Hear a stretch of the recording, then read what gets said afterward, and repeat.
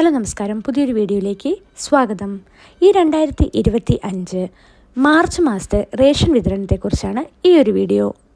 കാർഡുകാർക്കും എന്തൊക്കെയാണ് ഈ മാസത്തെ സ്പെഷ്യൽ എന്നുള്ളത് നമുക്ക് നോക്കാം. അതിനു മുമ്പായിട്ട് ഈ ഒരു ചാനൽ ആദ്യമായിട്ടാണ് കാണുന്നതെങ്കിൽ സബ്സ്ക്രൈബ് ചെയ്യുക, സപ്പോർട്ട് ചെയ്യുക. ആദ്യമായി പൊതുവിതരണ സ്ഥാപനമായ NPIക്ക് എന്തൊക്കെയാണെന്ന് നോക്കാം. NPI കാർഡിന് 2 കിലോ അരിയും കിലോയ്ക്ക് 10.90 നിരക്കിൽ ലഭിക്കും.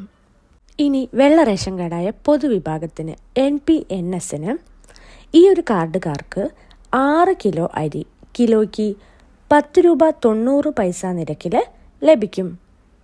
ഇനി നീല റേഷൻ കാർഡ് പൊതുവിഭാഗ സബ്സിഡി NPS, ഈ ഒരു കാർഡിലെ ഓരോ അംഗത്തിനും 2 കിലോ അരി വീതം കിലോയ്ക്ക് 4 രൂപ നിരക്കിൽ ലഭിക്കും.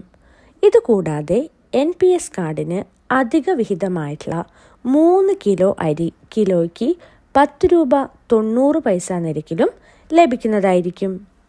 ഇനി പിങ്ക് റേഷൻ കാർഡ് മുൻഗണനാ വിഭാഗത്തിലെ PHH, ഓരോ അംഗത്തിനും 4 കിലോ അരിയും 1 കിലോ ഗോതമ്പും സൗജന്യമായിട്ട് ലഭിക്കും.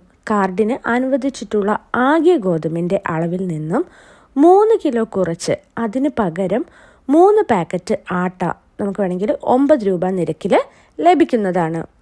ഇനി അന്ത്യോദയ അന്ന യോജന AAY മഞ്ഞ കാർഡിന് 30 കിലോ അരിയും 3 കിലോ ഗോതമ്പും സൗജന്യമായി ലഭിക്കും. കൂടാതെ 2 പാക്കറ്റ് ആട്ട 7 രൂപ നിരക്കിലും 1 കിലോ പഞ്ചസാര 27 രൂപ നിരക്കിലുമായിരിക്കും ലഭിക്കുക. കൂടാതെ ഫെബ്രുവരി മാസത്തെ റേഷൻ വിതരണം തിങ്കളാഴ്ച വരെ, അതായത് മാർച്ച് 3 വരെ നീട്ടിയിട്ടുണ്ട്. 4 ചൊവ്വാഴ്ച റേഷൻ കടകൾ അവധിയായിരിക്കും. ഇനി ഈ 2025 മാർച്ച് മാസത്തെ റേഷൻ വിതരണം ആരംഭിക്കുക മാർച്ച് 5 ബുധനാഴ്ചയായിരിക്കും.